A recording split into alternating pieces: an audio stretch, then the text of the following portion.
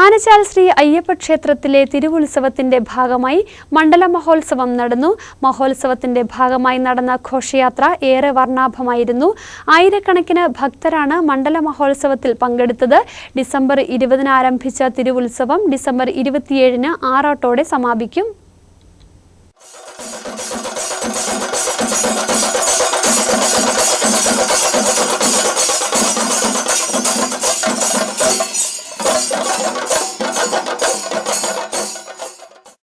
ആനച്ചാൽ അയ്യപ്പ ക്ഷേത്രത്തിലെ മണ്ഡല മഹോത്സവത്തിന്റെ 7ാം ഉത്സവദിനം രാവിലെ നിർമ്മാല്യ ദർശനം, മഹാഗണപതി ഹോമം, എതിർത്തപൂജ, 9:30 പേട്ടകെട്ട് എന്നിവ നടന്നു. പേട്ടകെട്ട് രാവിലെ 9:30 ക്ഷേത്രത്തിൽ നിന്നും ആൽത്തറയിലേക്ക് പുറപ്പെട്ട് 10 മണിക്ക് പേട്ടകെട്ട് ആൽത്തറയിൽ നിന്നും ക്ഷേത്രത്തിലേക്ക് പുറപ്പെട്ടു.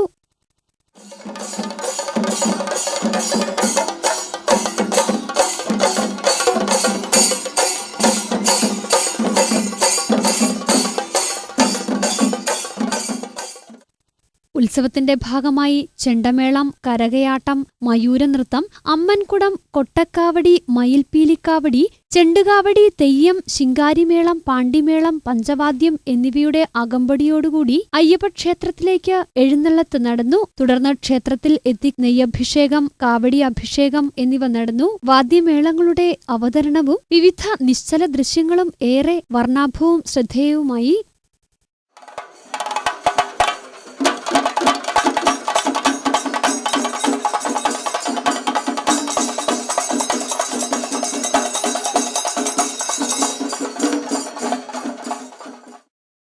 ഏഴാം ഉത്സവദിനം നിരവധി ഭക്തജനങ്ങളാണ് പങ്കെടുത്തത്. വൈകിട്ട് നൃത്തസന്ധ്യ, രാത്രി 8:30 ശിവൻ ആനച്ചാൽ നയിക്കുന്ന ആനച്ചാൽ ദക്ഷ കമ്മ്യൂണിക്കേഷന്റെ ഭക്തിഗാനസുധ എന്നിവയുമാണ് ക്രമീകരിച്ചിരിക്കുന്നത്.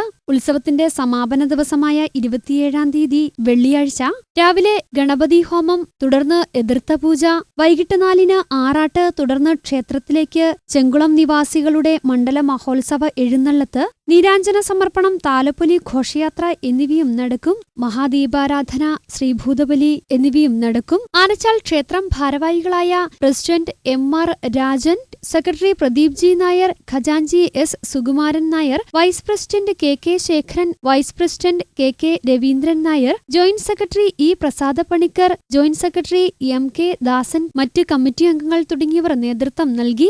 News bureau, Adimali.